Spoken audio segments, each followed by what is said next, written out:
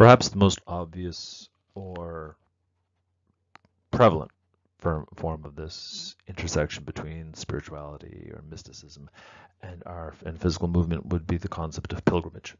It's something that has existed and does exist through most every religion, recorded down through time. It is a recurrent idea, both in a metaphorical sense and in a physical sense. Now, if we're talking about textbook definition style, well, pilgrimage, as the definitions go, a journey or search of moral or spiritual significance. Typically, it is a journey to a shrine or other location of importance to a person's beliefs or faith. Now, that sounds fairly banal. There's a spot that, for whatever reason, is considered holy, is considered important. There's big juju there, let's put it that way. And off we go, and by getting there, somehow we're going to be better off. I'm going to be blessed. I'm going to be told that I'm a special little boy, or something along those lines, which on its surface sounds very, sort of superstitious and, bad children's fiction-ish, right? But there's more to it. What it truly is, if you think of it as a metaphor, what is pilgrimage other than the true intersection of the divine and the earthly? It is the combination of numbers in that sense. Think of it in terms of the days of our week, right? Because we are pilgrims through our lives, right? The days of the week, there's 7 days in the week. Well, how do you get to 7? Well, you get 7 by adding 3 and 4, right? In this particular case, well, 3 is the number of divinity. Right? Many religions and belief systems and spiritual practices employ the idea of 3 as associated with divinity. Right? The Christians most popularly do the Holy Trinity and the like. Chinese belief holds 3 as a magical number. This is why the number 9 is so powerful, right? Because it's 3 threes, right? So 3 is the number of the divine, right? Well, 4 is the number of earth. It is the earthly. We have, this is why we have the 4 elements. This is why we have the 4 cardinal directions, right? And this is also the axis mundi, right? This is the reason why people like, Jesus were crucified on a cross on an axis points to the 4 directions, right? We as human beings, we recognize ourselves as having 4 limbs, right? So this number 4 is very much tied into the earth, right? So you get 3 and you get a 4. Add those together, you get the number 7. Well, then we got, how many days in our week do we have? We have 7 days a week, right? So the very act of moving through your days is you are enacting the intersection of the divine and the earthly through movement, through time, right? You are moving through time and space continually. So you are on a pilgrimage, and this is the metaphorical version of the pilgrimage taken on by many Christian traditions, especially mystical Christian tradition, where we are pilgrims through this life. That's what we are. We are traveling towards that that great destination that is heaven or heavenly glory, right? And we walk through this life as pilgrims.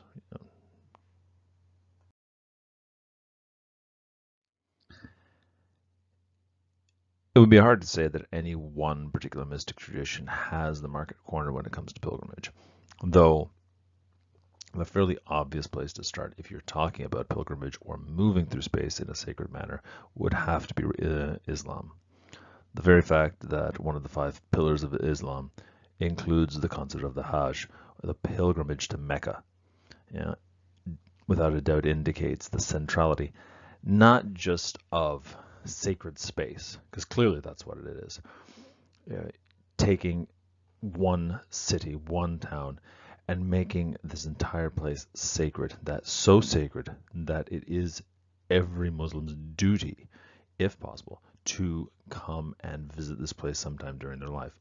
It's so far beyond what many of us can consider if you're not part of that tradition already.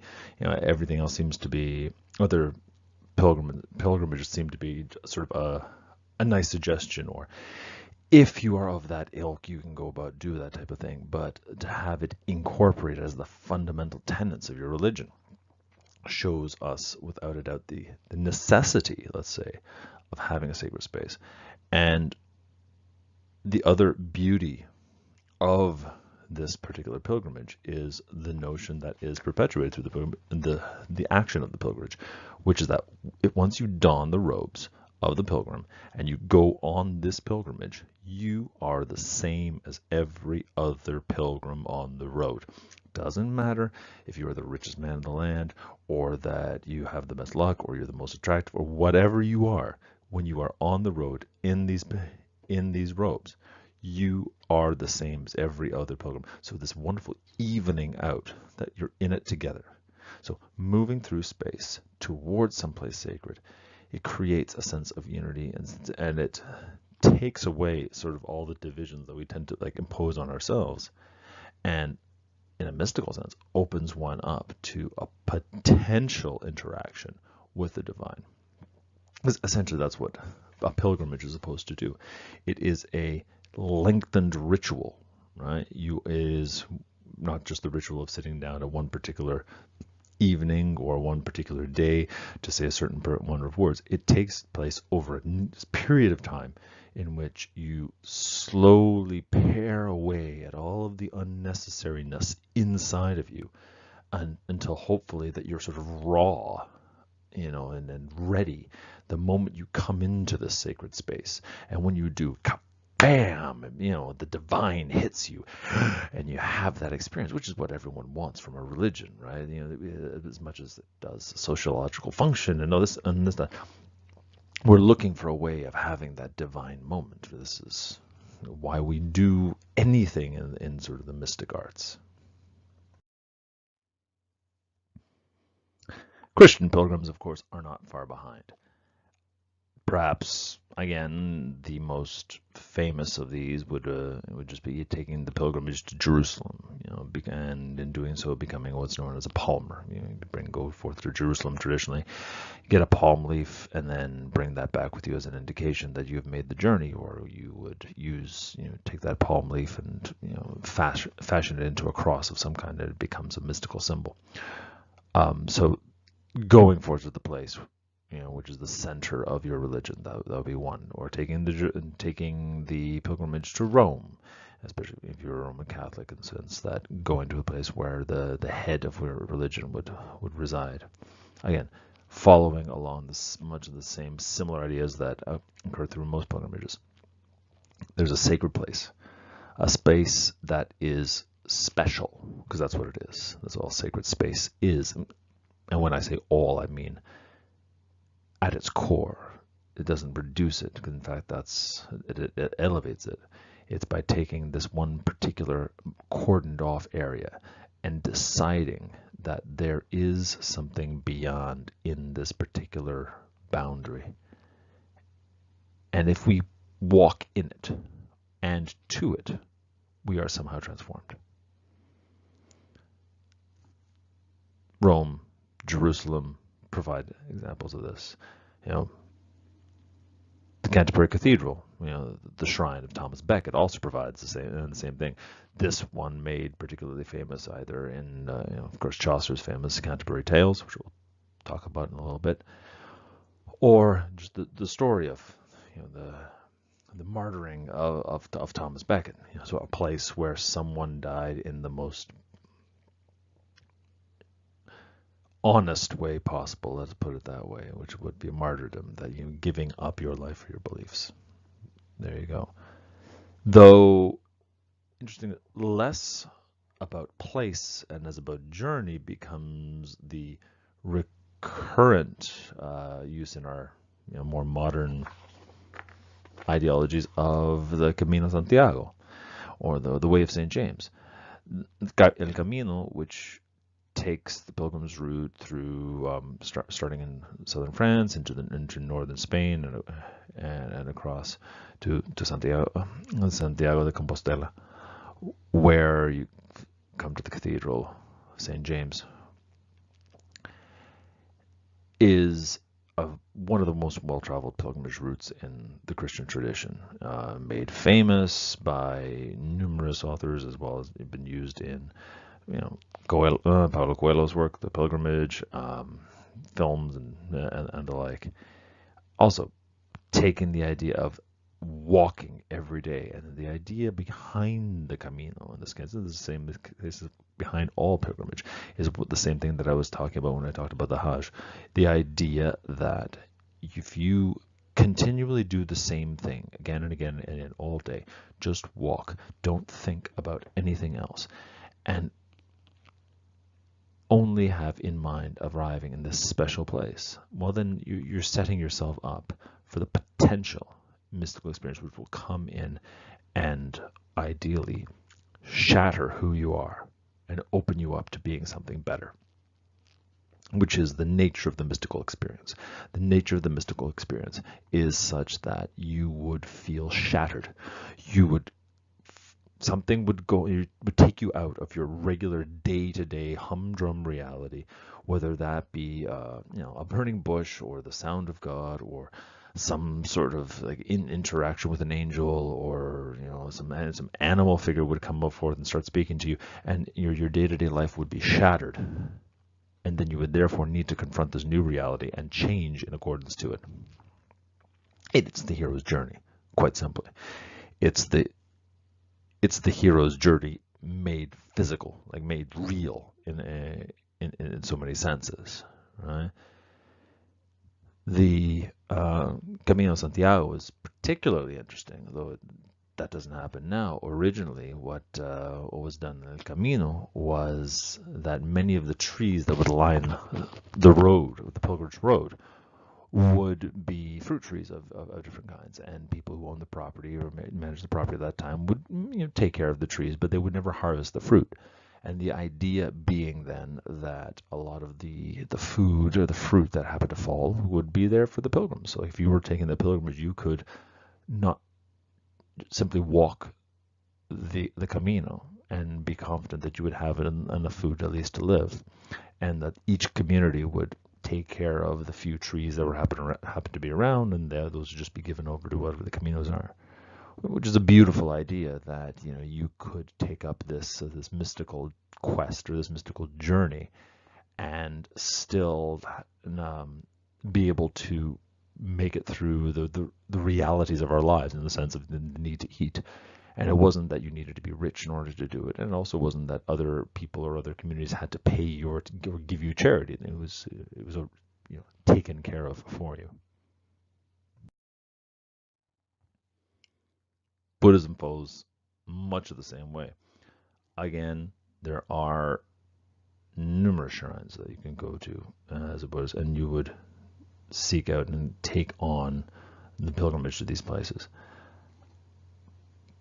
Four of the most common and sort of you'd say the most traditional would be Lumbini, Bodh Gaya, Sarnath, and Kusinara, right? These places, first of which, Lumbini, which would have been Buddha's birthplace, or perhaps at that point would have called still Siddhartha, right? So again, a sacred place, a sacred shrine, going to the place where the founder of your belief system was born, hoping to honor that. Bodh Gaya, which was the place of Buddha's place of enlightenment. So where he, in his own journey, left off being the man that we tended to think of, as Siddhartha, and became Buddha, became the enlightened one. So he becomes and realizes what this world is, and understands what would become the realizations that would eventually become Buddhism, would become the Four Noble Truths and the Eightfold Path, right? Sarnath, where he delivered his first teachings, right? Again, where he now gave the solution to the problem of living, which is, again, what all religions meant to do. There is the problem of living, because if living were easy, then none of us would suffer, would we? But this is what we wouldn't have: belief systems or religions or ideologies or something like that. If we would just, if living was easy. But there's a problem with living. There's a problem, and Buddha distilled it very well. Life is suffering, and went forth on how to solve it, right? how to solve this problem, in very practical ways in many senses, right? So, coming to this point reconnects the believer or the practitioner with, the origins of these beliefs. And Kusinara, where he attained Mahaparinirvana, which is essentially where he died, and where he left off this part of the journey. Because again, if you're a believer of any religion, there's the sense that we are on a journey too, right? There's the physical pilgrimage that one may go on, but there's also the metaphysical pilgrimage that we all exist on in this part of life, in the idea of being born and living and trying to figure things out and figure stuff out, and then eventually, dying. So it's interesting that some major shrines in the Buddhist tradition also fall into the idea of walking through space, moving through through space, and being reminded and sort of following in Buddha's footsteps. It's all a journey.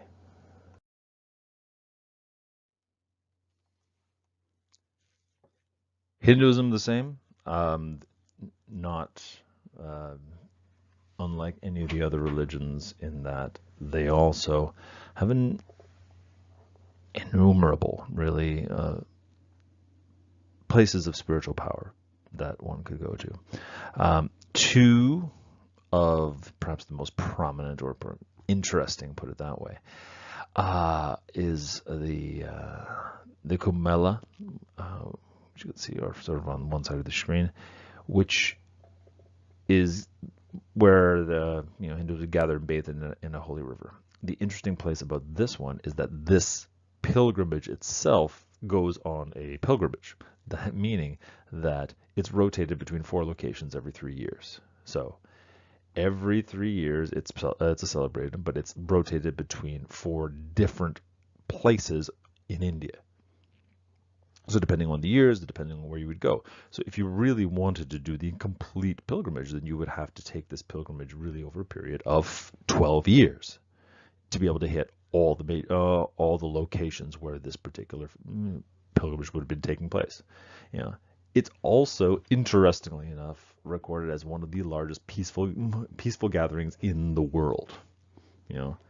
Upwards of 120 million people arriving at a sacred site just to bathe in the river. It's spectacular, right? So you have it in a sense, it's a double or triple pilgrimage, and so the people must move, but also the pilgrimage itself must move as well. The other pilgrimage that is worthwhile mentioning, again, is sort of the one pilgrimage that encompasses 4 pilgrimages. So it's the Chardham, or the 4 abodes, right?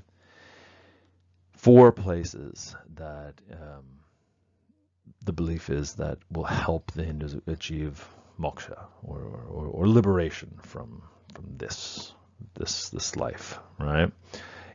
Each place is situated geographically in one of the different cardinal locations, right? So there's the north, south, east, west, right? So you would have Badrinath in the north, Dwarka in the west, Sagnath Puri in the east, and Rameswaram in the south. So you would have four places, and the idea that you would actually hit 4, so you're actually physically moving and you're hitting all 4 areas, all the cardinal locations of the continent, of this Indian subcontinent, right? 4 sites which are considered holy and sacred for different reasons, and on top of that, they're also tied in to other deeper concepts of the religion itself, right? So each location, and in addition to having its location, whether in the east, the south, the west, or the north, also has its connection to a what's called a mata, which is a cloister institute, right? So like a monastery. So it's like which particular monastery or cloister is it associated with, right? Then each one is also associated one of the Mahavakyas, which are the great sayings of the Upanishad, right? Things like, consciousness is Brahman, I am Brahman, thou art that thou art, and the Atman is Brahman. So the four central sayings or great sayings, right? Each one, again, is also associated with one of the Vedas: the Rig Veda, the Yajur Veda, the Sama Veda, and the Atharva Veda. The Vedas being part of the sacred texts, right? So interestingly, the Vedas, which are called Sruti, which means that they are distinguished somewhat from Smriti, which is that there's a recognition that the Vedas were written by sages. So they were written by man, but great sages, as opposed to being divinely written. But so each place has its own tradition in terms of like how it relates to the religion, as it relates to one particular text, as it relates to one particular lineage of the religion, how it relates to one particular cloister institute of the division, right? And also as it relates to one particular traditions, like like which lineage of masters and disciples comes out of it, each one. So if you're taking this pilgrimage, again, you're not just walking around or traveling around India. You are visiting places of fundamental spiritual importance. You are, in a sense, almost taking a tour of your own religious belief. And also a recognition that perhaps the lineage in some of these are different from the lineages of the type of Hinduism that you might practice, and therefore have to come to an understanding or at least an acceptance of the necessity of all these things. So again, spectacular how it happens when you're all simply by just going to a place. So there's always much more going on than just going to a place and somehow feeling better. It's hardly surprising that the idea of pilgrimage would soon and very easily filter its way into literature. The idea of the road trip in many senses is the same as the pilgrimage. We'll talk about it a little bit when I talk about On the Road. But if you're going to think of pilgrimage, well, probably the two most prominent images that would pop to your mind would be the two that are on two of them that are on the screen, both extremes. One being the Canterbury Tales, right, which in a sense is the story of a pilgrimage. The framing narrative of the Canterbury Tales is that all of these characters, the knight and the summoner, the wife of Bath, and the partner, all these people are on a trip to Canterbury to go see Canterbury Cathedral, which we saw before, and to go visit the shrine of Thomas Becket. This is why they're going. They're going on a pilgrimage to a shrine, and as they're going on their way, they are telling each other their little stories about who they are, and we discover who they are as people. And some are bawdy, and some are violent, and some are hilarious, and so, but we're seeing real humans, like real people, being expressed in a very spiritual journey. This is the beauty, and this is the eternal fascination of the Canterbury Tales, is the fact that this story, especially for us of the English tradition, is that it was written in English, which would have been the language of the people, not written in Latin, not written in something that was considered intellectual. It was the language of the common man. It was written in that language. It is essentially a very spiritual story because we are going on pilgrimage. But all the stories in it, all the tales inside the Canterbury Tales, tell very human tales. So we are seeing this connection, as I mentioned before, between the divine and the earthly. Like the travel is what unites us, right? Now, the travel can be to a physical place like Canterbury, or it can be sort of a metaphysical travel, as was made out by Dante in the Divine Comedy. Well, whereas in Dante's Divine Comedy, it is the extended story of Dante being guided through the three worlds of the Christian tradition. You know, the Inferno, Purgatory, and eventually, paradise or heaven. Right?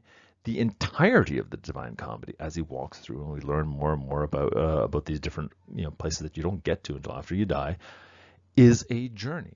He's looking for his beloved. That's why he's looking. That's why he's on his way. He's looking for his love, but he's searching for it. So here, it is traveling through sacred space, that place that many traditions would treat as the destination of our pilgrimage, then our pilgrimage through life. You want to make the destination to be paradise. Well, he's traveling through these places that are already the destination, but his destination is his love, is his sweetheart, his beloved. That's who his destination is. So we're seeing that journey is also an emotional one. So it's the same feeling. It just can become metaphorical, spiritual, and emotional at the same time. The Fairy Queen, employs the Palmer as one of the great, important characters in the story.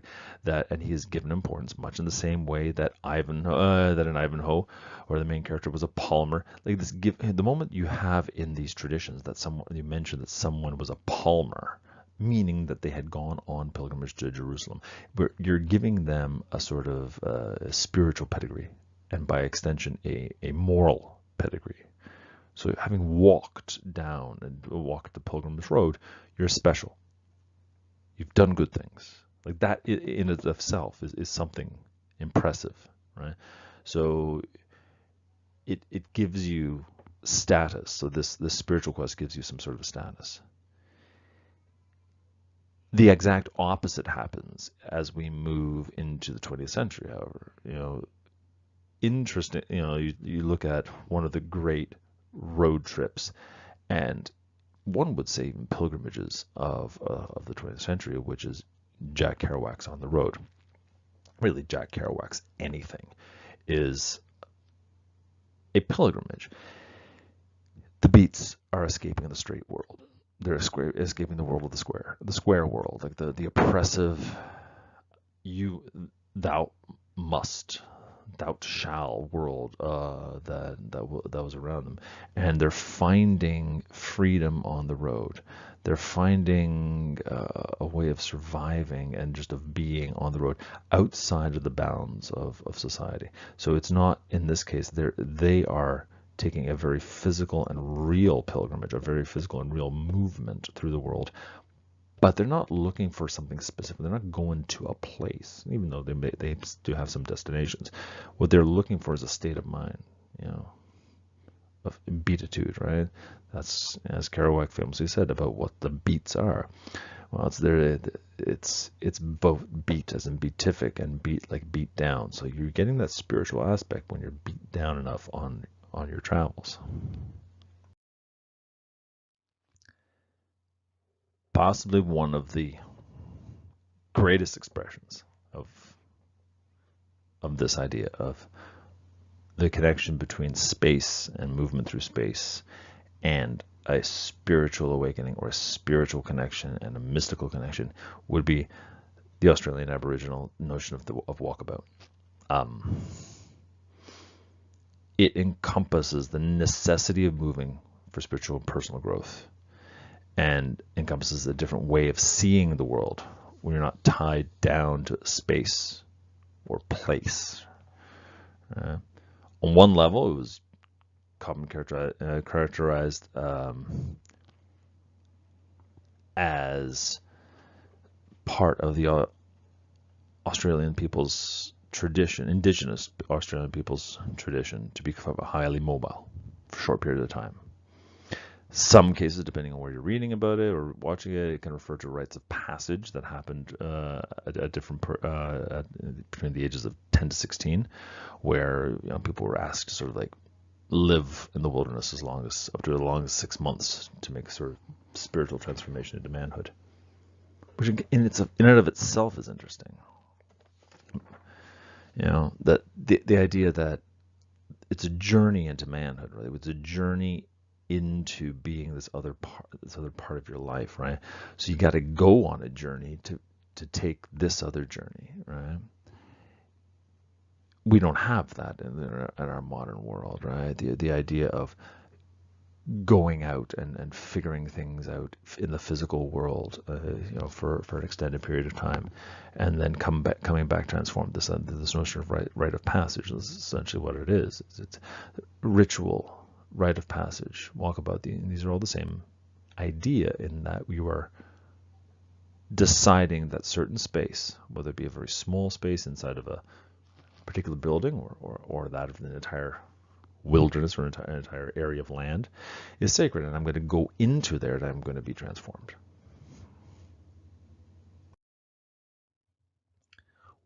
With going walkabout, especially in the Australian Aboriginal tradition, tied into it fundamentally is the notion of the songline, right? Which is essentially what all of this is about, whether you're talking whatever mystical tradition you're talking about. It is the union of space and time with art, right? It can be called a dreaming track. What it is essentially is a path across the land or the sky, which marks a route, which was followed by some sort of a creator being during the dreaming, which would have been the proto-reality or the pre-reality in the myth structure, right? We'll talk about that in a little bit. It's a path that is across the land, and it's recorded very often in songs and dance and painting. So, meaning it is both spiritual, it is artistic, and it's physical. It's practical as well, because a person who has knowledge is able to navigate the land by repeating the words of a song, and which would describe landmarks and water holes and things like that. Some of these were so large, in fact, that they would actually span several different language groups. Some big different parts of the same song line or song, or dreaming track would actually be in different languages. Right? Many of these would also have a particular direction, so like you had to sing it a certain way, and you had to know it a certain way because it would only take you that way. Like, as I said before, these could be tracks across the ground, and be across the skies, because you could still, the idea of constellations and as being maps for us. Right? What it does, in our sense of what we're doing here, is ties in all of the ideas we're pulling together. So, why is it necessary to move? Why is it necessary to believe? Why is it? How do I become a spiritual being? How do I find my connection with the divine?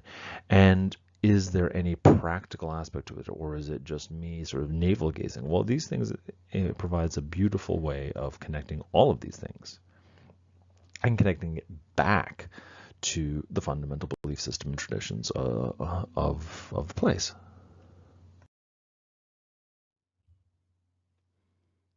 And that origins, of course, would have been in what was called the dreaming or dream time.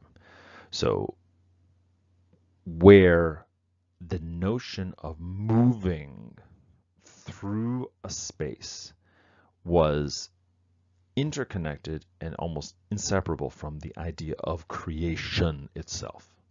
So creation was believed to be the work of great heroes or proto-heroes that traveled across a sort of a formless landscape, right? And they would create sacred sites and significant places as they traveled along. So you would see the signs of the spirit being, maybe in the form of some sort of spiritual essence or physical remains or things like that. The idea of this dreaming is that it existed before the life of an individual and begins and continues to exist when the life of that individual ends. So the dreaming is here before us, is here with us, and is here after us. And the dreaming itself, or dream time itself, would have individual totems that would manifest themselves into our real world. So, it can be used as what's referred to as a system of totemic symbols, so that somebody may, quote unquote, own a specific dreaming. So that would be like, you have a kangaroo dreaming, or shark dreaming, or emu dreaming, frog dreaming, lizard dreaming, something like that, right? So and this would be your totem, and it would tie you into who you are, and it would tie you into, what came before you, because then the dreaming, an individual's entire ancestry exists as sort of as one thing. It is also interesting that the dreaming, or the totem, the spirit of a child, would enter into him not at birth and not at conception, right? It would enter the month sometime during the 5th month of pregnancy, usually when the mother would feel the baby move, and at which point she would feel what part of the country she was in, what song line she's in, and then that would let us know what dreaming is. So even to give your child some sort of spiritual identity, it's tied into where the mother was. So it's not just about what church you happen to be baptized at, or what religion your mom and dad are. And it's not just that. It is where you were and how your mom was moving, right? That determines. And how do I know that? Well, it's how you move, because you started moving. That means that your totem's activated, right? All about moving. We don't have songlines in the Western tradition, right? In the Western European tradition, the notion that there is some sort of a dreaming track that connects us through our ancestors just doesn't exist. We'd like it to, but it doesn't. The closest perhaps we can get is this notion of what's called ley lines. Now, what they are depends very much on who you're listening to, though by a definition terms, I suppose they seem to be these apparent alignments of landforms, places of ancient religious significance, finance, agriculture, often including many man-made structures as well, and seem to line up along certain lines. And then if you map these out, there seem to be sort of lines crisscrossing first Britain, but people extended across Europe as well. How you choose to interpret this depends on, I suppose, what you want to believe, or what you tend to believe anyway. So there is the original Alfred Watkins point of view, and then there's the slightly later John Mitchell point of view, which we'll deal with in a second.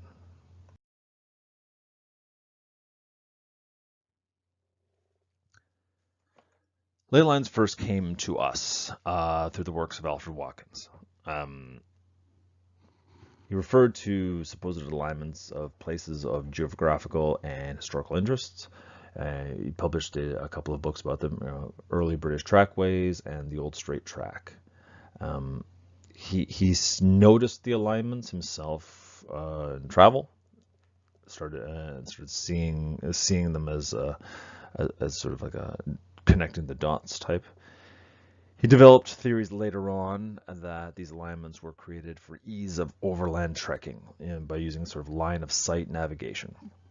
And so the idea being that, if I get up on this bluff or this hill rise, and I know I want to be heading towards a particular meeting place that people use, I know if I keep on lining this bluff up with some other structure that happens to be on the top of the next bluff, well, if I keep on walking towards it, I'm going to get there.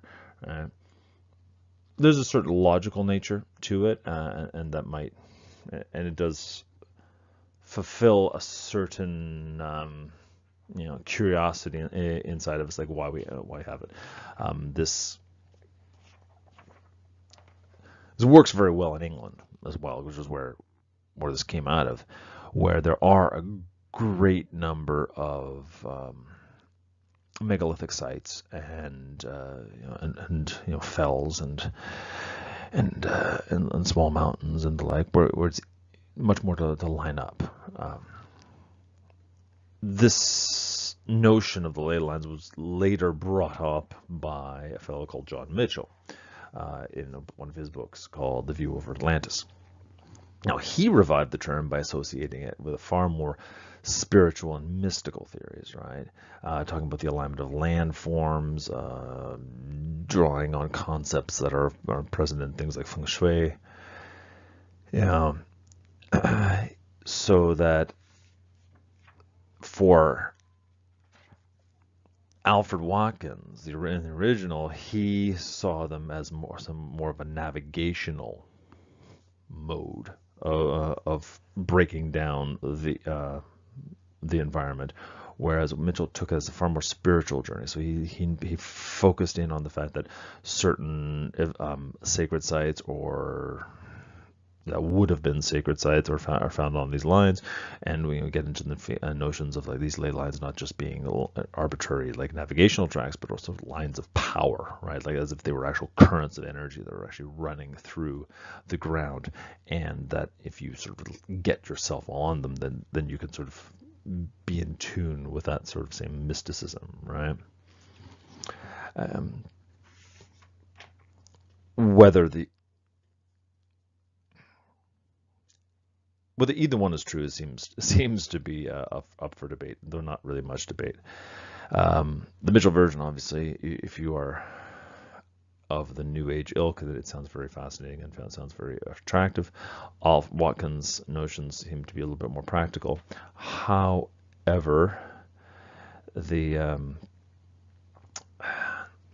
archaeologist Richard Atkinson also demonstrated that perhaps neither of these points of view are the most, let's say, evident or true, in the sense that he demonstrated this by taking the positions of telephone boxes in London. So when telephone boxes for North Americans, so payphones, so phone booths. So he plotted all the positions of all the phone booths in London, and then he found that many of them were in line, and drew lines connecting them and referred to them as telephone box lays. So it was meant to show that the existence of these lines in a set of points doesn't really prove that the lines are deliberate, especially in the case of the telephone poles, the telephone boxes, because it was known that none of these were laid out in a particular pattern. There's no point for it. So more than likely, it seems to be that it's a matter of, once again, us humans looking at the chaos of the world and imposing our own reality onto it. But it does point to a certain romantic reality that we all can tie into. So now when we look at our world, right, or at least the world is coming close to ours, 19th century, 20th century, 21st century, we also have to wrestle with the same notion, the notion of what can be affectionately referred to as sacred geography, right? That parts of our geography, parts of our land masses could be sacred, could be special. But raises the question, of course, right? What is sacred? What do we mean by that? In a far more religious time, but it was very easy to tell what was religion, what was sacred. Well, we were told, the priests or the potentates would tell us immediately, well, this is a sacred spot because this particular saint was born here, or this particular religious figure was born here, or this is where this happened, and it's sacred. You have to come here. As we become more secular, we become secular and scientific in our way, but we still have this tie, this soul need for something that is special, for a special place, for areas of land that are carved off from the rest, that are made special, right? So to make our geography special. So what is it? Sacred just means special. Is my house sacred in the sense that I'm the only one that gets to come in there, me and my family, and that makes me feel good? Perhaps. Or does something special have to happen in this place for me to make it sacred? Or is it about my feeling? Or is it about everybody's feeling? These are actual questions that we need to ask as we try to figure out the nature of mysticism into the 21st century, right? And beyond that, if we decided what is sacred, well, then we have to ask ourselves the question of how do we make something sacred? Because if we no longer can just sort of like wait for some authoritarian figure to tell us, like, this is a special spot, you should go here, well, then things become sacred. They become special, right? Do they become special because somebody lived there, right? Hemingway fans head down to Key West all the time to see his old house, right? Fans of Elvis Presley make pilgrimages to Graceland, right? Because they want to see it. Comic book fans will make will make their way to Comic-Con because they hope to get a glimpse of somebody special, right? So is it that something's just interesting that makes it sacred? Is there something else that has to happen? Can we make it ourselves? Can we collectively or individually decide that this place will now become imbued with power? And if we can, how do we do that? Well, the next bit and our final bit here is focusing on perhaps some ways that this might have happened or ways in which you could play around with that.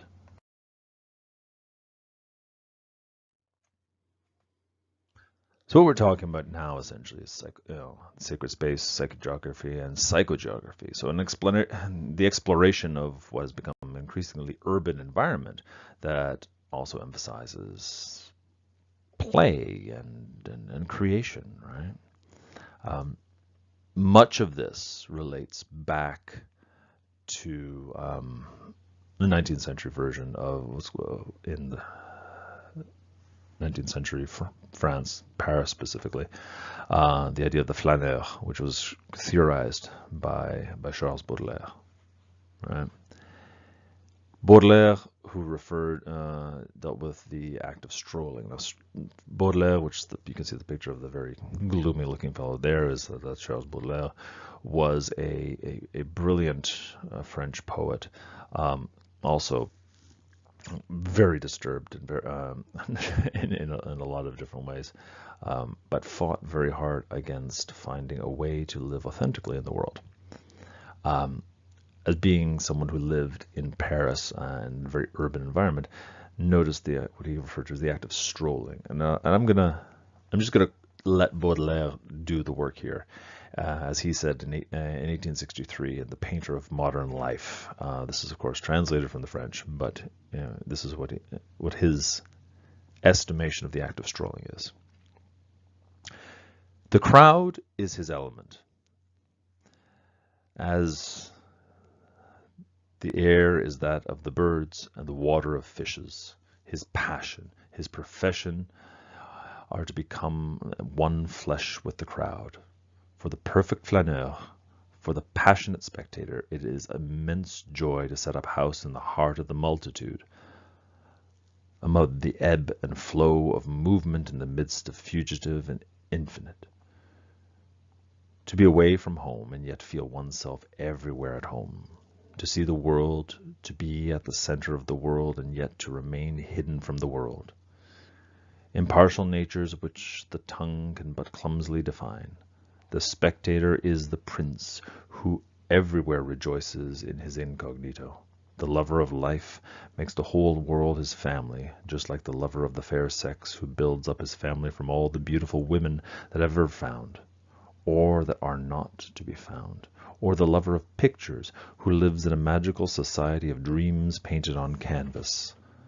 Thus the lover of universal life enters into the crowd as though it were an immense reservoir of electrical energy, or we might liken him to a mirror as vast as the crowd itself, or to a kaleidoscope gifted with consciousness, responding to each one of the movements and reproducing the multiplicity of life and the flickering grace of all the elements of life.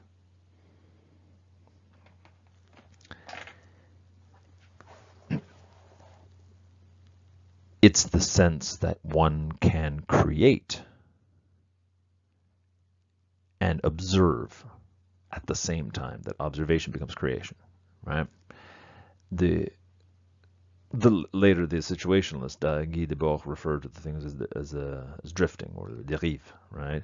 It referred to as a mode of experimental behavior linked to the condition of urban society, a technique of rapid passage through varied ambiances, an unplanned journey through a landscape, usually urban, which participants drop their everyday relations and let themselves be drawn by the attractions of the terrain and the encounters that they find there. Fascinating, right?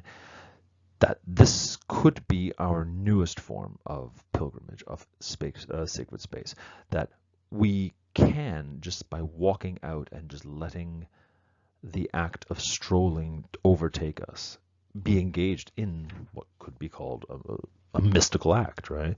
You just wait to be caught up in something, not sort of like caught up in something doing something, but just caught up in the electricity, as Baudelaire refers to it. Of course, there are perhaps more direct and conscious ways to interact with our environment.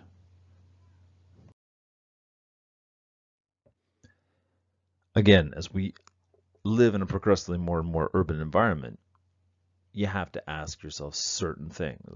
Can you be a flaneur? Can you walk amongst the people and just feel the energy that is around you and just let something magical happen? Or do you need to make something happen? Right? Is that your celebration of movement? Is that your spirituality? Right? So how do you celebrate your space? Do you make it private or do you make it public? Right? Do you take photos of your city? Do you paint make paintings or canvases of your city? And then it becomes, and you are taking something that is public and you're making it private. You're bringing it into your home, right? So I'm taking the large and I'm bringing it small, right?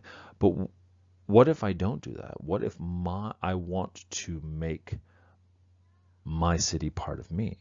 Well, flash mobs, graffiti become part of that, right? What is a flash mob other than it's an organized dance that happens that happens at a particular place without warning? It's planned though, right? It's not you're not being a flaneur. You're not just like letting it happen. You plan ahead of time. You practice, and then you claim your space in the city by movement through space at a particular time, and then you just disappear, and you're gone, right? You know, you enact your significance through art, and you enact this through a very transitory moment, because it's gone once it's finished, right? Maybe someone may record it, but even then they're missing the joy, the feeling of it, because what the intensity of being caught in a flash mob is that it's like, oh my God, there are people all of a sudden just dancing to music, and then they're gone, and then it's away. So you missed it if you weren't there, right? So you're celebrating your space, you're owning your space by doing it. Or you're tagging your space. That's what graffiti is. I'm not going to draw my city inside my house or take a photo of my city and put it inside my house. I'm going to take myself and put it on my city. So now it's not, you don't have to come to me to see my city. You come to my city to see me. So I tell you, and you walk through the city, you feel me, right? I celebrate my city this way. I celebrate my space this way. I also claim it. There's a reason why, in graffiti refer to tagging different areas, right? You claim it. That's mine now, right? That's my graffiti. That's my art. That's there, right? It becomes a landmark, literally. You become akin to the cultural heroes that existed in the proto landscape of the dreaming, moving force. Because ever after, now people are going to use your graffiti as a song line, right? Well, where do I go? Well, turn left at that particular piece of graffiti, and you'll find me.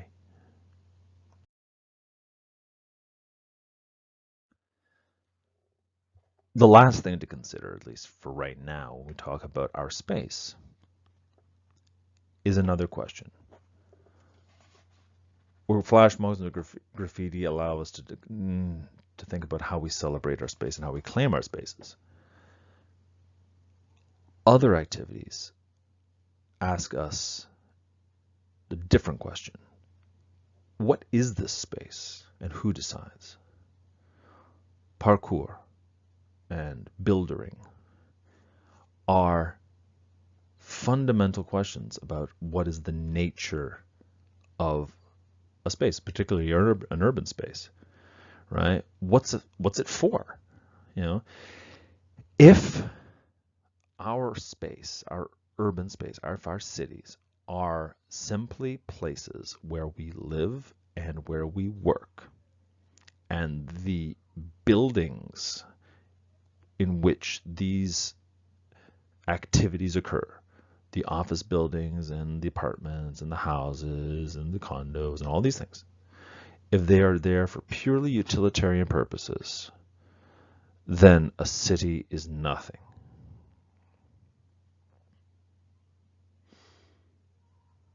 But they're not just that. We would not try to make them different if they weren't. Parkour and building.